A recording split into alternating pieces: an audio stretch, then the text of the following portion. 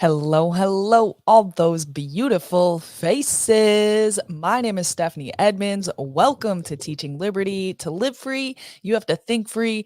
And that is exactly what we do here on this show. I'm here with Dave, and we are going to be discussing the aftermath of the Libertarian National Convention. Trump was there, so it made international headlines. He got booed. That was the big headline. But also, the nominee for the Libertarian Party was chosen, and it is a woke guy, Chase Oliver. So we're going to be discussing the fallout from that. And I actually wanted to start off talking about the news with Trump. So we have a few different things that we're going to do here, but they're all pretty much related to election 2024, what to be expecting, and how we might vote. So thank you, Dave, for joining me. Pleasure. Thank you for the invite. I appreciate it. I think the CIA has a term for this. It's called blowback. I think we're in the middle of some serious blowback right now. So good to be here. I don't, is it, oh, I guess like for the Libertarian Party, I suppose it could be blowback. I would say my larger take on what is happening right now, especially with Trump, is I just see it as political theater. Good call. I just, anytime that they slapped Trump with a charge, it just made him go up in the polls. So I wasn't sure if he was going to get convicted of some or all of the charges or how they were going to play this out, but it was pretty predictable it was going to play out in a way that boosted Trump and got even more people who were like, I'm independent, or, I've never liked Trump, to vote for him, to come out and declare, now I'm voting for Trump. So what's your take on the situation before we get into the libertarian stuff? Sure. Yeah, there's another good buzzword I want to drop, and it's called kayfabe. And that's from our pals in the wrestling world. That's the term that they use for like when you don't talk about how this is not real. You don't talk about how this is theater. You always maintain your side. And in fact, Trump is a WWF Hall of Famer. So he knows how to come out, work the crowd. He does not care if you boo or cheer. Just give me that energy and I will recycle it into whatever I need. And I tend to still believe that yeah, this does definitely feel like political theater. But I definitely feel the pull that, like, wait a second, why do I want to support the guy who gave us Operation Warp Speed? Why do I feel that in my heart right now? I think that's the psyop. Yeah, and I wanted to, the reason I asked you specifically to come on is because I felt like you had a different takeaway from the Libertarian Convention than I had. And it would be great to just talk to people that had the same perspective as me, but I think it's even more valuable to get somebody who has a different perspective. Also note, I live in the city where WWF is headquartered. Yes. Somewhere in Connecticut, right? Yeah, in Stamford, Connecticut. They actually just moved from the building that is literally right around the corner from me down into the old RBS or UBS building. So they got an even bigger space, and they have this huge belt that is like gold plated and right out front. So just fun little fact there. Cool. Big part of the local economy there. Well, that's what I was like, oh, that's definitely trying to be a tourist attraction. So yeah. But I went to the Libertarian Convention. Were you there? Yeah, I was a delegate for the state of Delaware. Okay, very cool, very cool. I'm actually not a registered libertarian. I am actually a registered Democrat because I live in a supermajority Democrat state. I feel like it's the most effective way that I can participate in my local politics, which is my like city council is supermajority Democrat, and and I like Tulsi Gabbard kind of pulled me over from unaffiliated to Democrat. Had a brief stint going back to unaffiliated, and now I'm Democrat again. However, I've always, or since I knew about the Libertarian Party, I would consider myself like a small L libertarian. So I just thought I would put that out there. I like that strategy. In fact, I changed my voter registration in 2020 to support Tulsi Gabbard in Delaware because of that same strategy. You got to go where the liberty is, even if it's just a little bit. Yeah, and I could definitely see that argument when I was there. This is the first time that I've ever really like taken an interest in the inside baseball of the Libertarian Party. And I think coming from the outside, there's obviously a lot of stuff that I didn't know, but I felt like I could get a good objective perspective on the varying um like caucuses and different groups within the Libertarian Party, that if you maybe had an allegiance to, say, like the Mises caucus who did this takeover in 2022 versus you were one of the like more minor caucuses, I could get a better sense of really what was going on there than somebody who had an allegiance. So I definitely want to talk about those things. Um, let's see, where should we start? I guess we should start, I think that we should start with like that background, right? Like, let's start with what has happened with the Libertarian Party in the last 4 years or so, to really bring people in who might not know the background or the inside baseball of it. So can you Sure. take us back to, 2018, 2020, and explain to us how the Libertarian Party went from there to sort of like the Dave Smith Mises caucus takeover, up to, I guess, nominating somebody who is not a Mises caucus candidate, Chase Oliver, who's like this woke guy. Hmm. Let me preface it with a couple things. And I might take it back to 2012 because I think that's probably where it really started, because Okay. that's where the Ron Paul revolution really kind of took hold. And that was the goal of the Mises Caucus, was to find a home for that come 2017, 2018. But in 2012, when the entire liberty movement was rallying behind Ron Paul, and rightfully so, the Libertarian Party, I don't know if this was, purposeful or probably was, but they ended up going with, I think that was the Bob Barr year. Bob Barr was a deep state, I believe, Central Intelligence Agency guy who they put up literally to figurehead. So you couldn't come up with a more like stark contrast between Ron Paul and this guy. So to me, that probably signifies where the party started to go astray, if it wasn't, a couple years before that. But that left an opening. So like that's kind of when the pragmatic libertarians started to take over, plant roots, and they had been in control up until 2022. So at least 10 years of power. And they really, in my opinion, repelled real libertarians. I hate to use that term, but I will absolutely say it. Just made it a place that you didn't want to be around, right? Though I'll say this is not something that I was really aware of at the time. I voted for Gary Johnson in 2012. I voted for him again in 2016. I voted for Joe Jorgensen in 2020.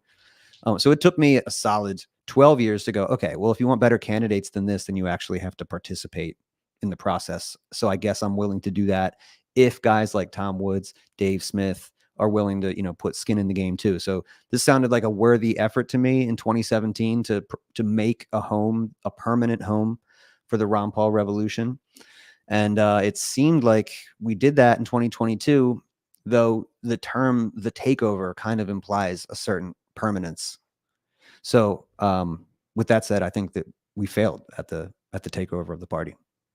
Right. So the takeover, the point of it was to really bring the Ron Paul revolution to the Libertarian Party. And I didn't even think about these other candidates sort of being like deep state plants or the CIA trying to mess with like the real liberty movement. But looking back, it certainly makes sense. Sure. And I That know that might sound kooky to some people, but you obviously haven't done your research. I mean, COINTEL is real.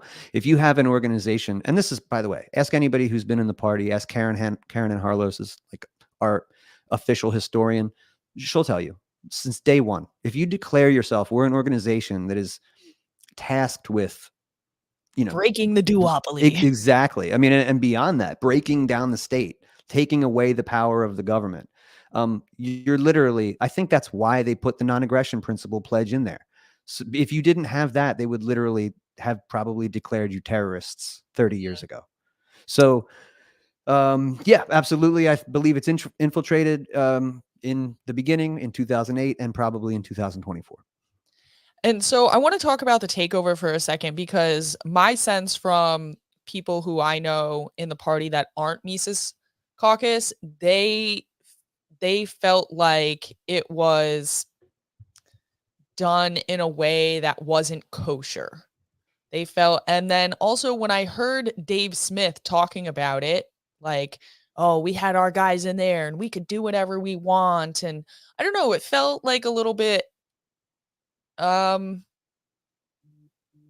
weird, like he wasn't interested or they weren't interested in trying to form bridges and trying to actually bring in those people who weren't, on the Mises caucus. So, I don't know, what is your sense of that?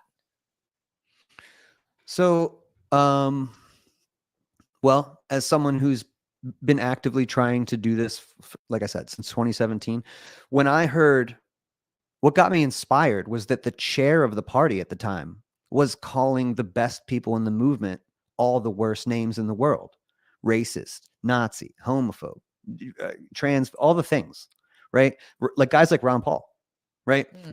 That's my hero. So I just assumed if you had a libertarian party that everybody in there would be up to code on like moral standards, and that, even if you had slightly cultural different opinions or preferences, that you could get past those. I mean, after all, you're a party with pro-life, pro-choice people in it, and you can still make it work. You're obviously adults, but I was way off. That was not the case. So I'm wearing Birkenstocks right now. I drive a Prius. I am not alt-right. I've never voted for a Republican for president, but all of a sudden I was being called all of these things, right? So you're dealing with people that don't just have different cultural preferences.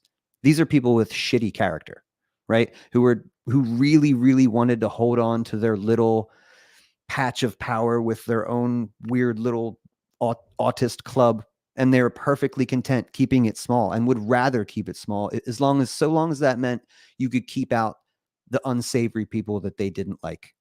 And that's too much. So yeah, that definitely fired me up, and definitely radicalized me as far as like, okay, well, yeah, I mean, maybe there isn't a path forward as far as sharing a party with people who are split this far down, like cultural differences, obviously, and the war and the Fed and the war on drugs. This is easy shit that everybody got in the 90s, pre 9/11. Okay. But what else? Like, there are other things. And when libertarians say, oh, we need to ignore the culture war, like, you do that at your own expense. That's what everybody else is talking about. People do care about transing the kids. And in fact, if you don't have anything to say on that, or God forbid you have the wrong position on that, that's enough. Like, you need to pack it all up. If you can't go, well, I guess some chemical castration of kids is okay as long as mom and doctor said it's fine. Like, Right. this is unacceptable. And to be clear here, I'll bring up the picture of Chase Oliver so people can get a little bit of context, because the things that you're referring to are, I believe, are specifically things that Chase Oliver has tweeted about and has talked about. Right here. So this is him. You can see he's got his libertarian. Here, let me make it a little bit bigger because they put these ads. Bloop. All right. So he's got his Libertarian Party logo, which is a porcupine, and he has it in like the gay flag thing. And I think that this is something that Reason Magazine photoshopped in the Don't Tread on Me, but that's also something I've actually seen him wrapped in a different picture.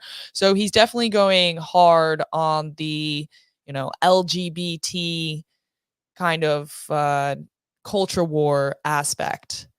And I know for a lot of the anti-woke culture war people who happen to be the Mises Caucus people, you guys are totally not in with this. I guess my question is,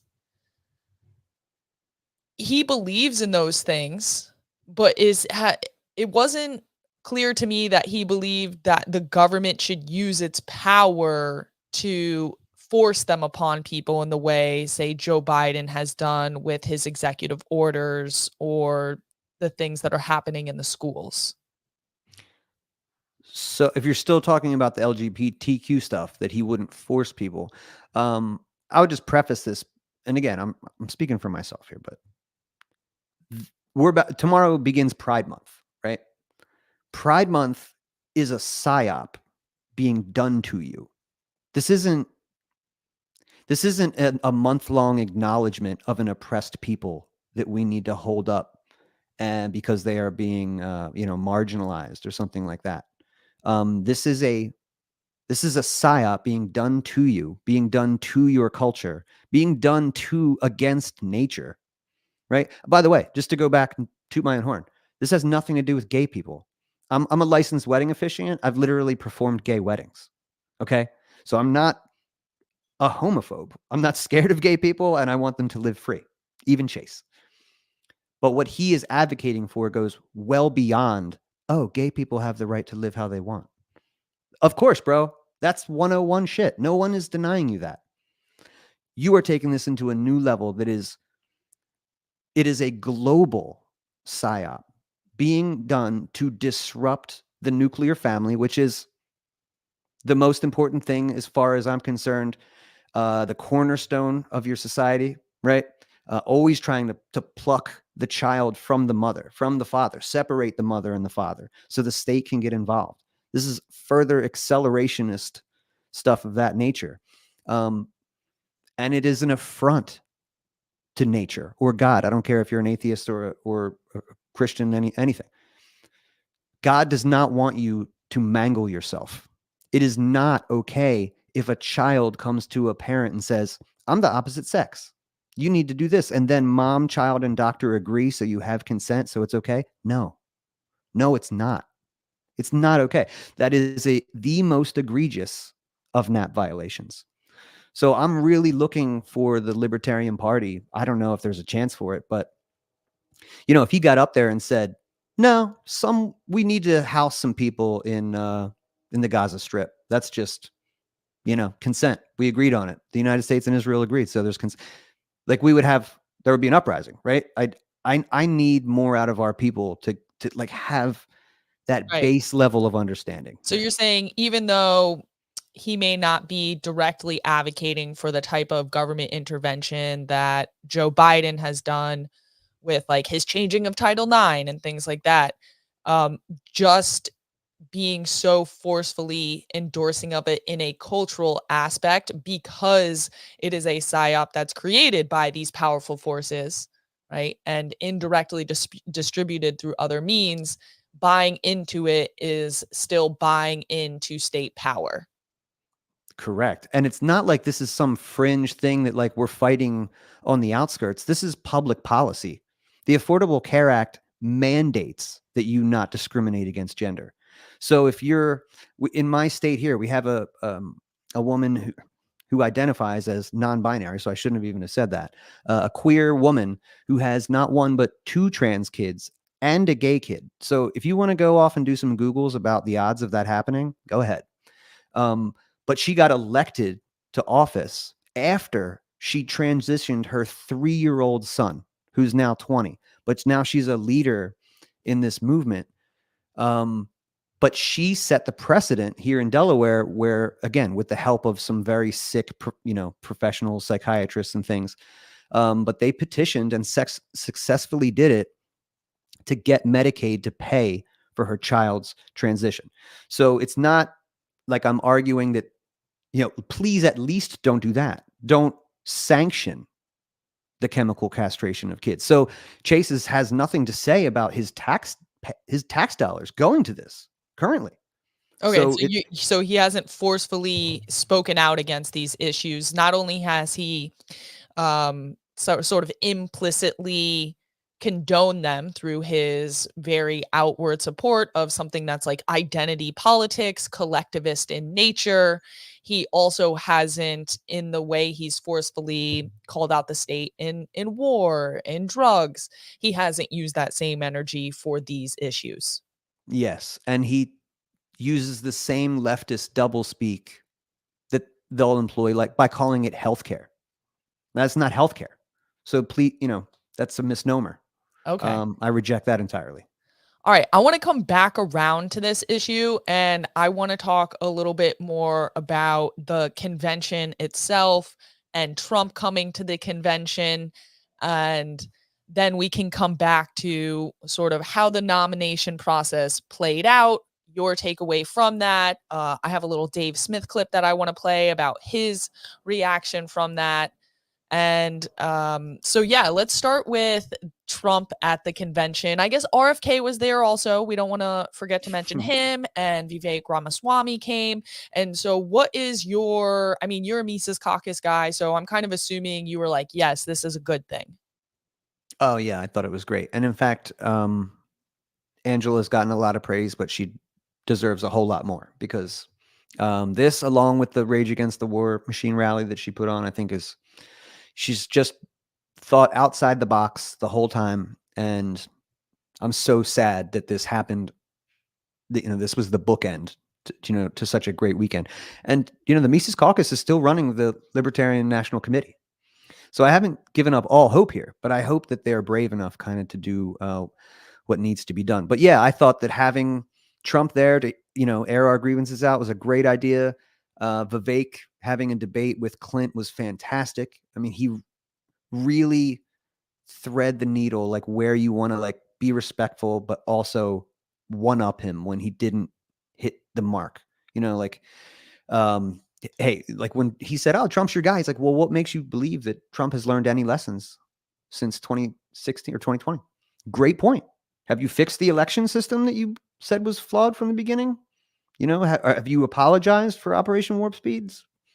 Have you apologized for spending $6 trillion on the CARE Act? Have you apologized for not firing Fauci? All this is completely valid. And, Vivek is good. He's really good. I don't think I've heard a better Republican orator my whole life. But you gotta watch out for those kind of guys. Other than maybe I Ron like Paul. to call him Vivek Ramaswamy because some of those answers and swarmy, he kind of, Anybody that talks that slick, yeah, I always pull back. I'm like, all right, let me see here. Yeah, exactly. So I mean, initially when I heard some of these announcements, I was like, like I don't know. But after kind of like thinking about it and looking through the different reactions, I was like, actually, no, this is a good thing. It's going to get a lot of eyes on the Libertarian Party. And the fact that they're willing to come actually shows that they need the libertarians, right? They need to sort of Yes. pander to the libertarians. Right. And I, over the past few years, as I transitioned out of the classroom, I was a teacher and then the vaccine mandates, and I was like, no, I'm good on the mandates. And I started going out. It actually started with the open schools. I was like, very like, we need to open the schools. And I would go out and protest. And I really learned about how to use media and how to use your video and, how to make things go viral. So I'm like, yes, this makes sense. You need to do like a political stunt, I guess you can call it, right? Mm-hmm. To get attention on yourself and then use that moment to try to get the narrative or at least shift the narrative in your direction, right? It doesn't always work. There's going to be some not so great headlines that come along Mm-hmm. with it, but at the end of the day, any attention is good attention. I Yeah. truly believe that. So I was very happy with how it went. I think it was a great thing for the Libertarian Party. And I actually want to play a clip that I recorded just before Trump came on stage at the convention. So it was crazy, the build up to the show. I was a volunteer at the convention, so I was like trying to do some crowd control, and it was interesting because we were working with the Secret Service. They were like giving us direction. I was like, oh, you're actually kind of a nice guy. I had the wrong idea about you guys the whole time.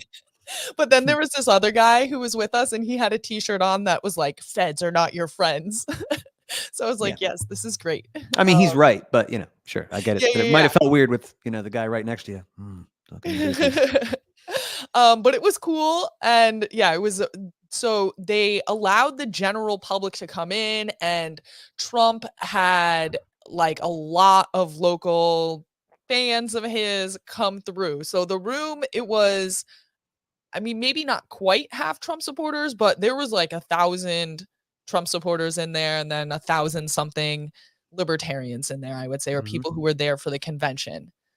Um, and let's see, this is the clip I want to show right here. So this was me in the convention hall, and I recorded this like as we are waiting for Trump to take the stage. I'm here at the Libertarian National Convention. Trump is getting ready to take the stage. We're filled with libertarians, but there's a good amount of Trump supporters here too. There's some tension, sure, but when our libertarian guys were up there talking that libertarian talk, a lot of these ladies behind me were saying, "Who is that guy?" Because I agree with almost everything he said. And these girls right here, when we were chanting "End the Fed," they took out their phone and looked up what the Federal Reserve is. So I'm not sure what Donald Trump's strategy was coming here, but I definitely know the libertarian strategy to get more press and to spread our ideas to what I would consider some pretty low information voters going for what they think is anti-establishment. I think we're teaching them a thing or two. I think that this is a good moment for the liberty movement. So that was my take. I had some really good conversations with those. They were kind of like boomer Trump supporter ladies. They were, when Dave Smith was up there, they were like, "Ooh, who's this like good looking liberty?" He should run for guy? president, this guy right here. Yeah, right. And then the girls in front of me, like I said, they looked up the Federal Reserve, and I like tried to engage them in a conversation, and they were like, "Oh, we knew what the Federal Reserve was. We were looking for the gift shop." I was like, "Okay, yeah." Sure, lady. So I know that like Dave Smith and some of the other people were like, "Oh, I wasn't really happy with the way that the libertarians treated Trump and this and that." But the Trump supporters by me were like really impressed with our energy. They were like, "Whoa, I thought Trump supporters were like, all in and had a lot of fired up and are fired up, but you guys, wow, I'm impressed." So I think because that's the energy that they bring to their rallies, they wouldn't expected anything else. And I also thought if we were like more respectful, that the Trump supporters would have just been able to like get their cheers in, and it would have been like libertarians cheer for Trump when that's the way it is. What was your reaction to A, just being in the room, and then B, how the libertarians reacted to Trump's presence and speech? I'm not gonna lie to you. I did not go to that. I was being a delegate all day, and when they told me that you got to be in like an hour, hour and a half, so Secret Service line, and then it's going to be an hour and a half, I was like, I'm really hungry. So lunch came for me because I had business to do later, and I was just like, everything's going great for us, so you guys have a good time. So that's where I was on that. But I like your take, like picking out like the good things that happened there. Look, we won over a couple people here. I will say this, that like, yeah, there was 2,000 people in the room. We were there and like we got to see what it was actually like. But at the end of the day, what lasts is the stuff that's on TV and the internet.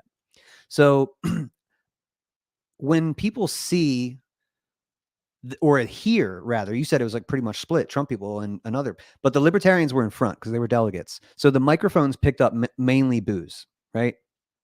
And I have to agree with Dave that like you should boo Trump when he goes, "Look, we did a great thing. It was a beautiful vaccine." Boo him. Boo him when he says that, but don't boo him as he's walking onto the stage, because, and he put it perfectly. He's like, "Look, if you would have got Rechtenwald or like somebody radical or something like that, to the right of Chase Oliver, just maybe a little bit, then okay, you booed Trump, but you have this guy who's like better than him on these. Okay, so this is something I could maybe look into." But instead, you booed the room like some lefty bitches, and now you have Chase Oliver. So it kind of paints this picture that we're just like some screeching leftists. You know what I'm saying? And that to me is a little sad to just pile on the weekend of sadness. But yeah, I would have handled it a little differently, but I was eating tacos, so I can't blame Yeah, myself. I just feel like if we had just sat there and been respectful, it would have just been the Trump supporters basically the whole time being like Trump, Trump, Trump, and like cheering and this and that. And I mean, I was pretty close to the front. I wasn't in the front, but there was like a few Trump supporters in front of me, and then it was like mostly libertarians, and then it was like Trump's VIP section that was right here. So I mean, I guess I don't feel like the news played it off as we're a bunch of leftists. Now, I mean, Chase Oliver, that's a different story. But I don't know. I just disagree with the take that we should have sat there and, been respectful. I don't think But people what's he were getting? super What's he getting booed disrespectful. for before he hits the stage? What's he getting booed for? I mean, he's a war criminal and he But did Operation Warp Speed. but we invited him. So we invited the war criminal. So like, let Yeah, him bury but himself. we invited him to challenge him. I don't know. I thought it was really interesting that he was glued to his teleprompter the whole time. He didn't do any off the cuff stuff. He was literally on that teleprompter and trying to keep it moving forward. So I mean, I don't know. I just think that it's unrealistic to think that we could have like sat there and then just like sort of selectively booed at things. No, you're right. That is too much to ask. I know that room would never do that. I'm just saying but that's what. also I just think the crowd dynamic, right? Like if Trump supporters weren't allowed there and it was all just libertarian people, that could have been more realistic. But because you have the crowd dynamic of the Trump supporters the whole time, like yelling and like trying to break out into their Trump chants, any option that they got, like there's that whole dynamic as well. No, point taken. Yeah, I understand that. But in the end, I mean, I think that Trump coming, he made some promises.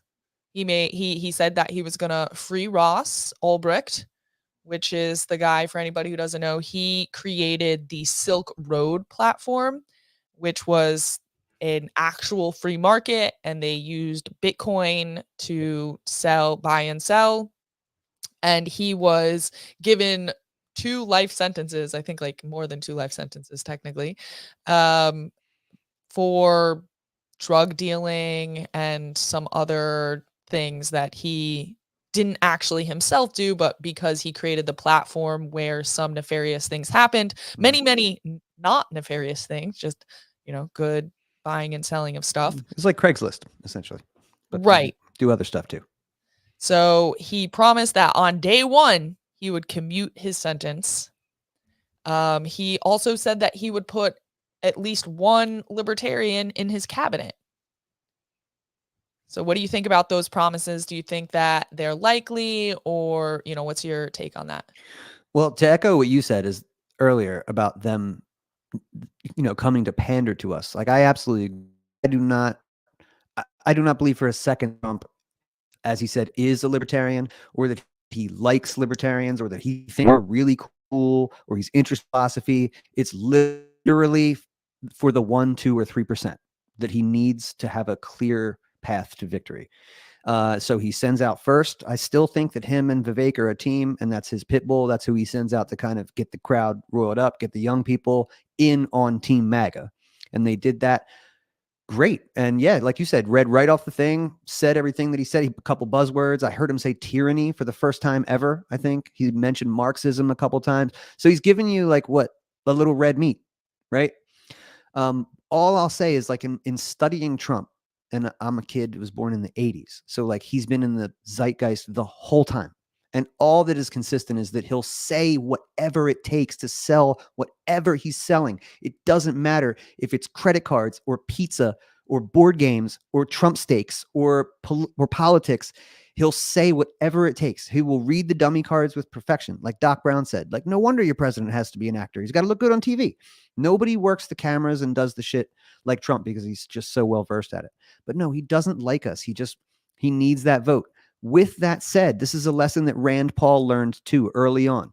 You go after Trump, you swing at the king, and he'll go, what are you polling at? Like 2%? Look at your stupid haircut. And that gets the room. Like that wins. And unfortunately, like I hate that. I wish that we were above that kind of shit. But that's where we're at. We have to take the world where it's at. Trump can smash you with calling you a mean name or a mean tweet. And people aren't interested in like the reasonable solution. Like that used to be like the Gary Johnson line, like, oh, look at these 2 crazy polarizing alternatives. America's ready for a reasonable solution in the middle? No, No, that's not what they want. They might say that, but they are not interested in that. They want the show. Trump gives them the show. So I think that you get more out of Trump at this point by going, oh man, you're really brilliant and everything you do is great. By the way, can you help me with this healthcare bill? And then he's more likely to do it. So you're going to get more with honey than vinegar with Trump. So that's my point with the booing. I want to see him pardon Ross. I want to see him put, the redheaded libertarian up for, press secretary or something like that. Do that. That would enhance liberty so much more than a Chase Oliver presidential campaign or something like that. That getting Ross freed would be the biggest accomplishment the party ever did. Ever. I think you can do both though, right? Like, I think you can have those people who are in there doing the honey, the sweet talk. And but I think you need the reinforcement of the pit bulls being like, listen, I'm holding all these guys back. I think that you need that fire and that energy, because if you're like just too sweet, you just get run over. Well, what did you think about Clint when he was debating Vivek? Didn't he kind of walk that line pretty much as good as we could ask for? Yeah, he did okay. I'm going to be honest. I thought that Larry Sharp was clearly the better candidate. Like, I had about the same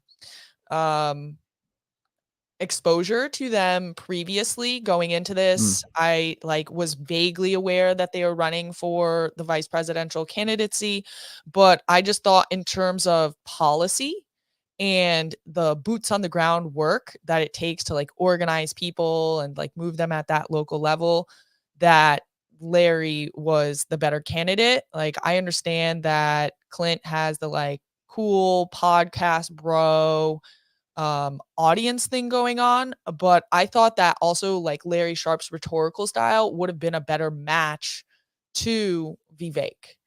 And to really calling him out on things like, did you see like how he pivoted from the FBI to the FDA? And he didn't actually answer that question, but also Clint didn't know the policy well enough to challenge him in the way that Larry knew the policy and why he wanted to pivot away from that. Now, I guess maybe I'm not as good of a political operative to play the, I'm trying to get a little into the Trump White House or whatever. But I mean, I would have liked to see him taken a little bit more to task. And I thought that Larry's rhetorical style would have been more effective at actually doing that.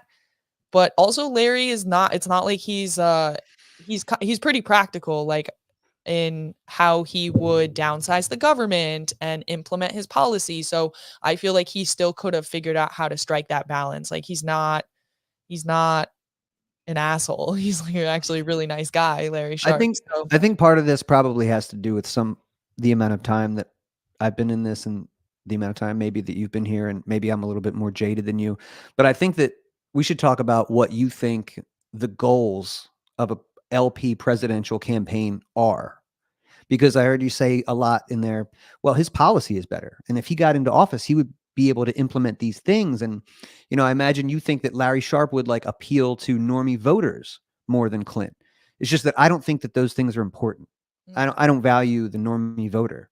We're in no position to go for normie voters at this juncture.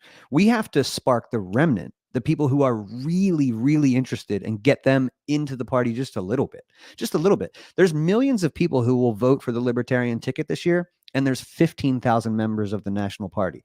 That means that the vast majority, 99.9%, just click the third box because they're pissed off. But this year particularly, they're going to have another third box in RFK Jr. So we're probably going to have a 4th or 5th place run this year, right? Which will maybe prove once and for all that we have to like do better than just being America's 3rd largest party. Like, we love to tout that. But so much more important than being the third box is that we are the political party based on the world's most beautiful political philosophy. But we have zero political trust. Nobody in the country would trust somebody to go, yo, you know what you should do? Vote for me for Senate, or vote for me for president over the guy that, the whole entire lineage of your family has voted for your entire life, right? Trust me. Like, that makes no sense. It's too much of an ask. So the only point I would make, Larry said something to the effect of, the point of the vice president is to back up the president. That's it. You have their back. I know it's not sexy, but that's what you do. Clint goes, I'm going to tell you the truth. To me, that's so much more valuable at this juncture, at this stage in the game. And you said, he's the podcast bro and everything. And I get that too, as a aspiring podcast bro. But what's more important behind that is that Clint's reach is so much larger than Larry's. Larry went on Joe Rogan a couple years ago and it was embarrassing. Like, so not all publicity is good publicity. He did not blow away Joe Rogan like Dave Smith does 8 times in a row. Well, I right? think you can do both though, right? Like, I think that you can both be spread this invigorating, Ron Paul revolution style message, and then also not give up your ballot access, also not give up the ground game, right? And I think like Clint can play his role as being this great liberty speaker, spreader of liberty, have the libertarian candidates on his podcast regularly, help them work on their messaging. But also, like, I don't see Clint, and I heard that he isn't the type to like get boots out on the ground, like go door knocking, do the on the ground organization work that it takes that Larry has done. Yeah, but Larry has done that work and failed 7 times. I mean, I guess you can say failed 7 times, but he did grow the party. Which party? In New York, the Libertarian Party. Ask the Libertarian Party of New York how they feel about Larry Sharpe. Okay, so maybe I'm not 100%, like I'm just No, Larry's, just for the record, Larry Sharpe was working as a consultant for the RFK campaign this whole time, as he was a debater or a moderator in probably 6 or 7 debates. He also took to the tune of like $37,000 from the Lars campaign for more consulting. I'm a capitalist, so go where the money goes, Larry. And I hope people are, getting good information for all that money that they're giving you. But that's a bit of too much. I'm okay with a certain amount of grift. Everybody does it. Hey, you sell t-shirts, you do a thing, whatever, you're grifting a little bit. That's a little bit lopsided to me. To take such a firm position. Oh, I'm the Lars guy. Lars is the guy to do it. Lars gave you $30,000. Like, I don't believe you. I believe you did that because you got paid. Again, that's fine. But what was RFK paying you? He said it was for ballot access consulting. Okay, so you were consulting with another party, your competition, so to speak, as you're performing in these debates. It's like, bro, I don't know. I don't know that that's the person, who's going to get us through this. Good to know. Yeah, again, I was just sort of going off of what I saw there on the debate stage. Mm-hmm. And I don't know, I liked how he stood up, and I thought that he had better ideas. And I just thought that there's like a middle ground between like, yes, you can spread the message and then also still do like the ground game, the ballot access game. And I want to talk about Lars, his Stop 270 plan, because also just on my surface level analysis, hearing it, I thought it was a great idea. And so for anybody out there, the Stop 270 plan is targeting, I believe it was Maine, and there was one other place, to get those electoral votes. So you get some gold on the map. And then also it would prevent either candidate from getting the total amount 270 that they need in order to win the election. And it would force it to go to Congress, and it would generate, again, more conversation about, oh, who's this party who stopped the election from happening? And I mean, I don't think that they would choose the Libertarian Party candidate, but it would create that conversation. Do I have that more or less correct? And what's your take on that? Yeah, I think you have his strategy correct. And I don't mean to sound like Davy Downer here, but no, I think that is a fool's errand. Absolutely. Not only first of all, it's been done once in the 70s and it didn't change the world and nobody cared. Right.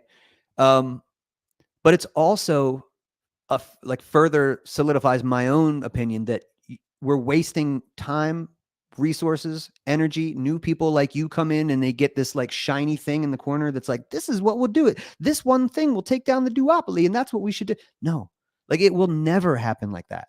It will never happen like that. So I'm not for chasing votes or ballot access or one gold mark on the ticket that will break down the whole system like Skywalker in Star Wars. Well, I don't think that was the idea, that it would break down the whole system, but it would generate conversation, and it would show that there's another option, in the same way that having these big duopoly stars that are a thing created conversation around the Libertarian Party. I think that chasing votes like that is a fool's errand. And I think it would be nice to be in a position to do that someday, but without doing the real groundwork, that will take literally a generation. And nobody wants to hear that, because all these people are politicians, and they all kind of have to tell you that I have the solution that will fix shit right now. It's kind of like built into the political statist recipe, right? We are essentially LARPing. These guys are running for president.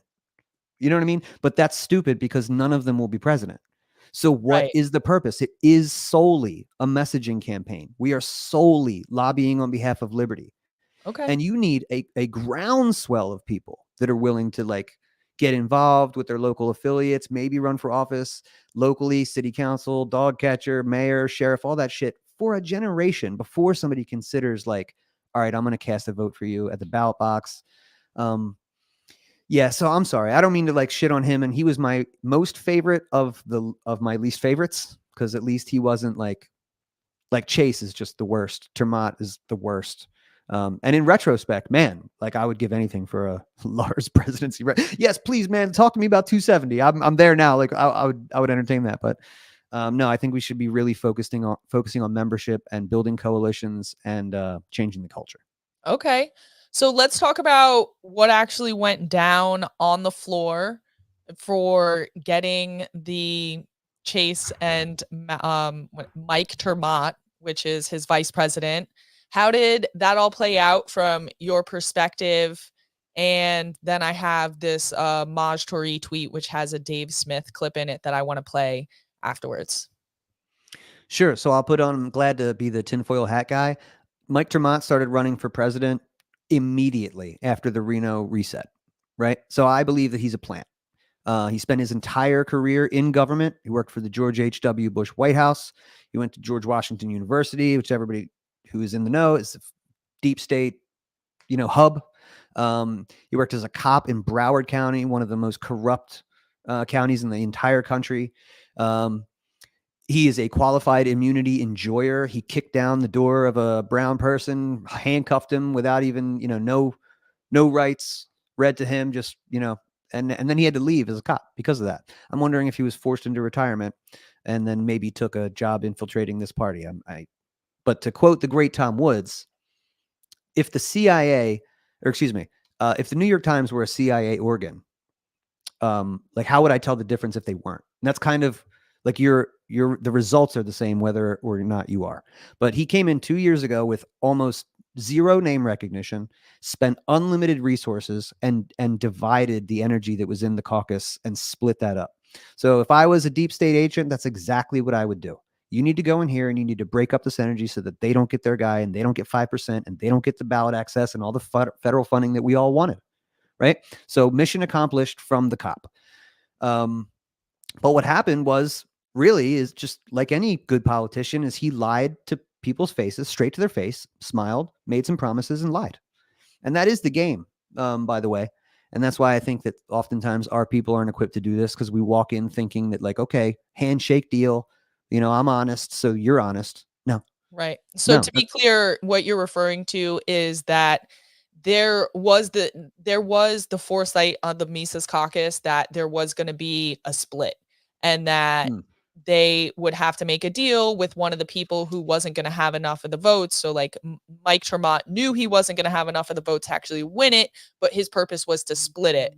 So thinking that he was just a guy with good intentions trying to run for the party, the Mises caucus had made a deal with him that, hey, when it comes down to the last three, well, technically four because of NOTA, which is none of the above, which is like a libertarian tradition, that you'll drop out and you'll endorse Michael Reckenwald, who is the Mises caucus guy, and then putting those votes together, we'll have enough to win the presidential candidate.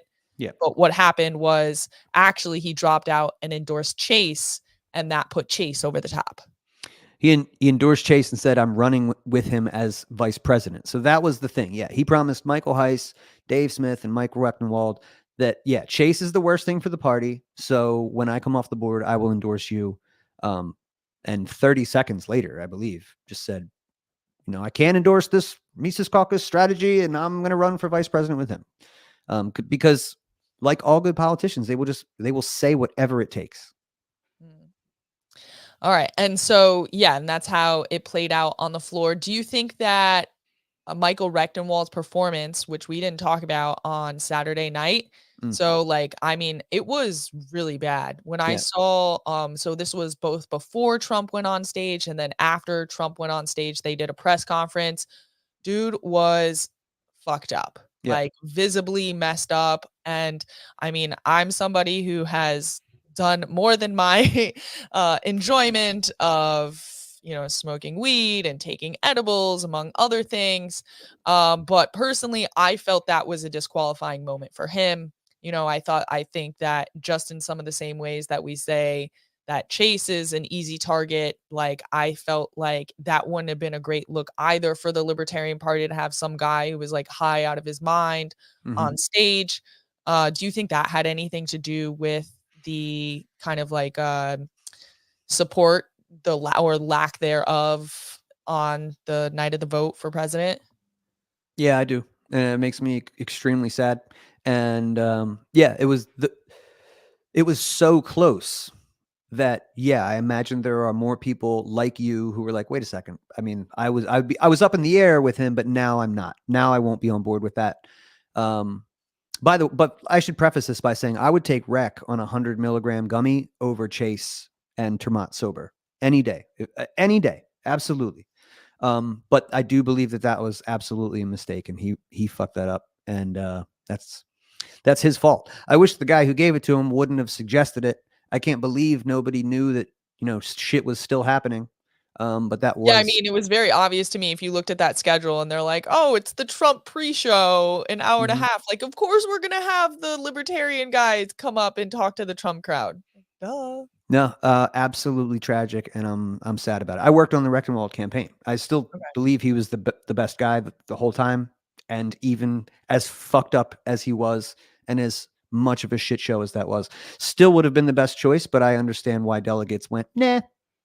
I mean, especially if you don't know much about the guy. And I mean, I followed him on Twitter, and I've had some interactions with him, and I generally liked what he had to say, but I was like, damn, man, that's not a good look. We have a comment that says the LP party doesn't have a defined culture. This fundamentally causes struggles for recruiting others without a solid image and branding. I think that goes along a lot with what you said. And I think that's a good lead into this next thing that I want to share here, which is that Maj Touré tweet with the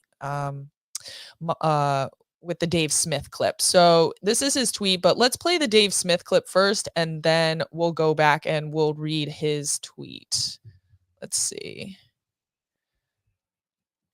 Fought this battle with me. I think there was something really noble and beautiful about the attempt to take the Libertarian Party and turn it into this force for libertarianism and recreate the Ron Paul revolution.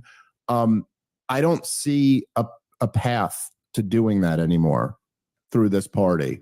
I'll continue to support Michael Heiss and Angela McArdle in any way I can, but I'm going to just focus on doing what I do, that I kind of... I have these things that I have a talent for, and that, which is very hard to exactly describe, but that are just my calling in life. Like, this is what I'm supposed to be doing, and I know I'm supposed to be doing this. I know I'm supposed to be debating Chris Cuomo in a couple of days. I just know I'm supposed to do that. I know I'm supposed to be doing stand-up comedy, and like, I'm very good at both of those things. And that's how I can contribute to this thing. And I'm never going to stop talking about all the issues I care about. And but I don't know. I mean, I'm almost at a point like maybe I should, if Chase is going to represent libertarianism the same way I kind of felt like when we won with some of these other guys, I was like, oh, maybe you should use a different word. Maybe I should use a different word. I'll still believe all the same shit, but maybe, I don't know. I outsource it to the fans. You tell me, what's the word that I should call myself? But I will just say that this is I got to take a step back and kind of assess what I'm doing here. All right, so that's what he said. And then Maj Touri, who people may or may not follow on Twitter, I've been following him for a while. He does a lot of gun safety classes and just other political commentary. He was at the convention, and he says, I vehemently disagree with Dave Smith stepping away from, well, he says stepping away from the liberty movement, but I actually don't think that's right. I think he just says he's stepping away from the party. Yeah. As always, I respect personal choice, but I'm allowed to have a selfish moment of disagreement with homies and people I admire. To me, when your soldiers leave the field, the opposition advances easier. F giving these people an inch. Make your presence felt and make them uncomfortable every turn. And I'm not only talking about certain caucuses and the weirdos in the party. They're the warm-up. I'm talking about the bigger picture and the hordes of anti-liberal beings.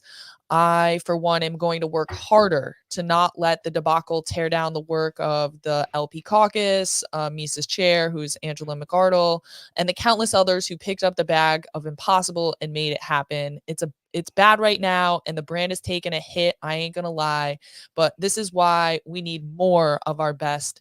And Dave is one of those. I'm selfishly want him in the party. That being said, I understand, and da da da da da. But I think that's the most important part right there. So what is your take sort of on Dave Smith's comments and then Maj Touri's response?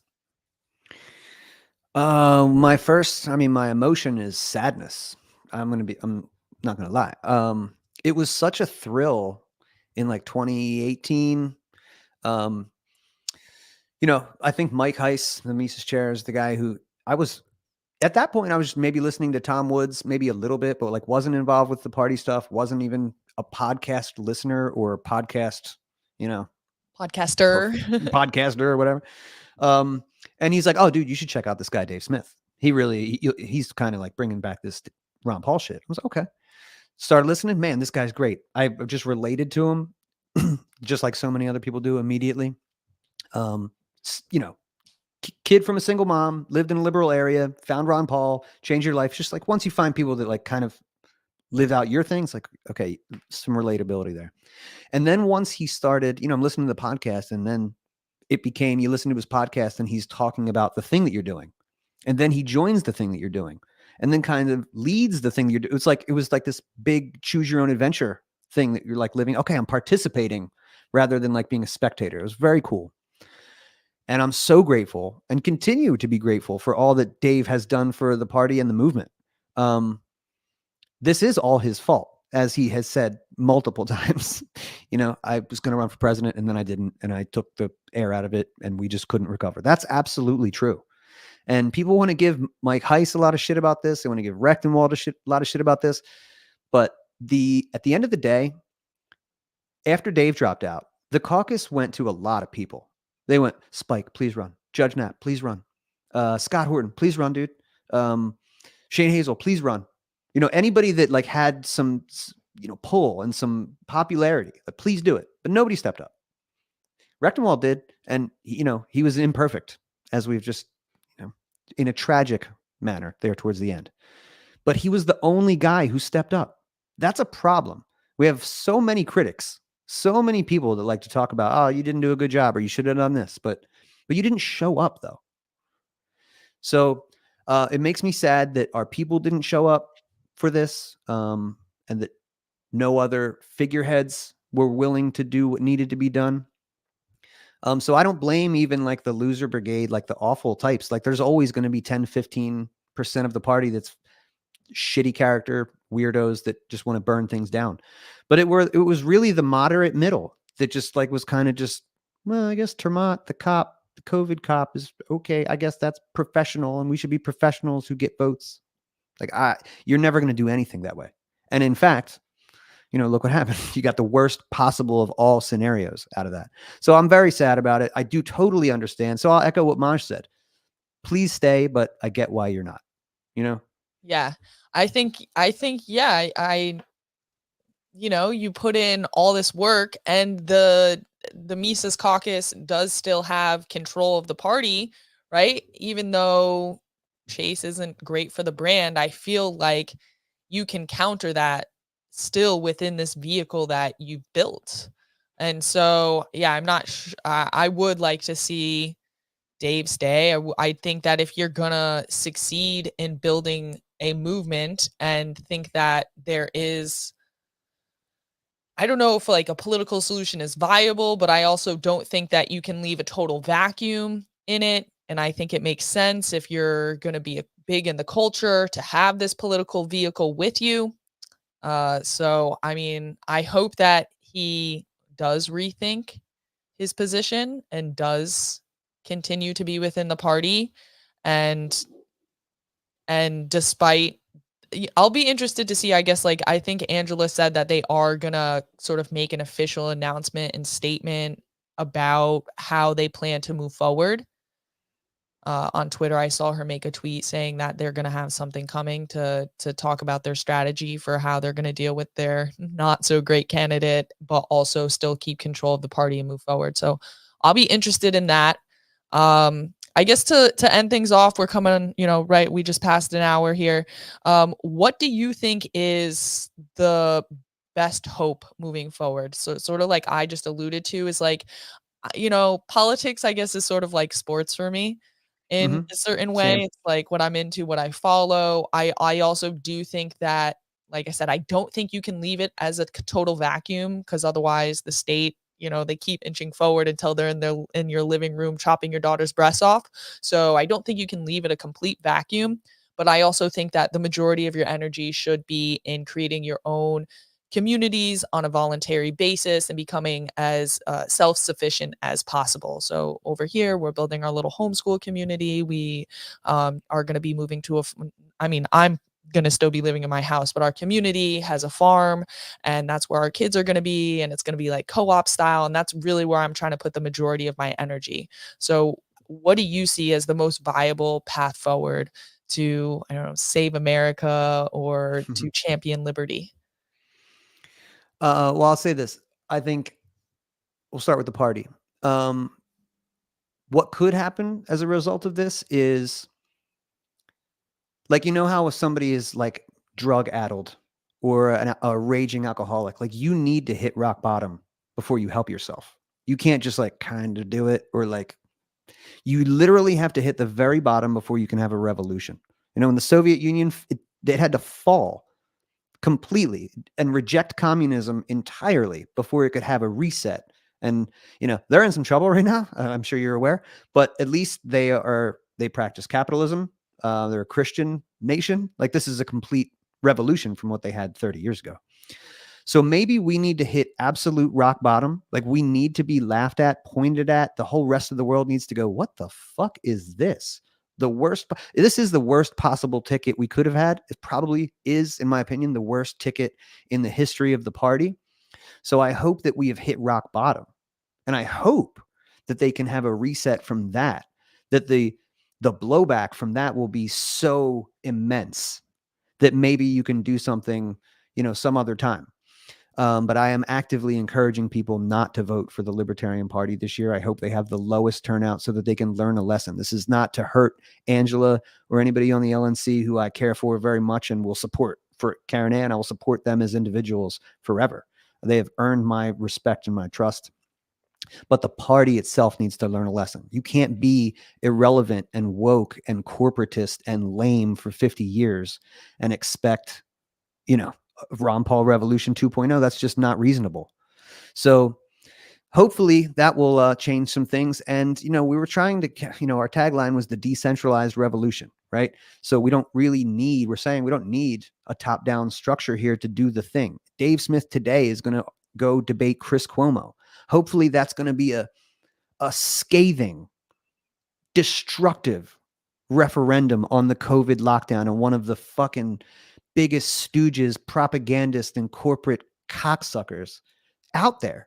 So that, again, is just, I'll call it the shadow campaign trail. Dave's not running for president, and I don't even fucking care, because he's out there doing the work, doing the stuff, leading the charge in an actual decentralized revolution. Clint's doing the same thing on a smaller level, and he's only been doing it for 3 years. And there's lots of other people. And here you are, inspired, like literally leading in your own community. I'm building this shit up so me and my people are right. My kids are going to be good. We're going to have chickens. Fuck you guys. That's exactly what you should be doing.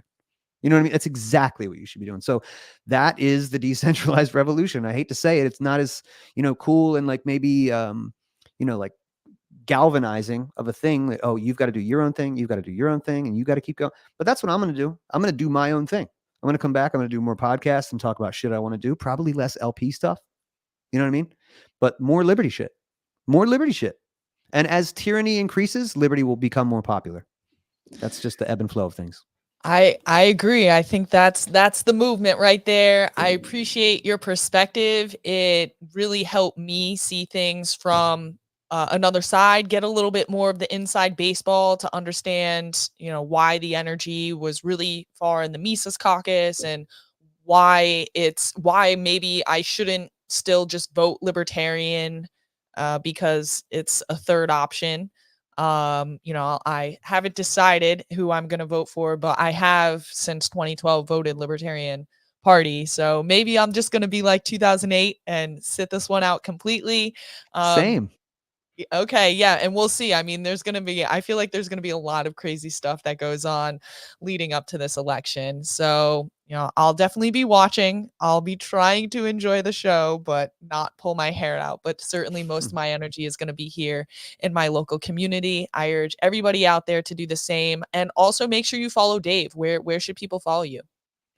Yeah, I'm kicking back after the rec campaign, during the rec campaign, I wasn't doing too many of my own podcasts, but I'm kicking that up this Monday night. We're going to bring it back and do a postmortem of the whole experience. And I do the System is Down with Dan Smots most Wednesdays. And you can follow me on Twitter at Dave versus Goliath 1. All right. And I also have that in the description down below. So make sure you give Dave a follow and make sure you live free, think free, and give all the glory to God. Until next time.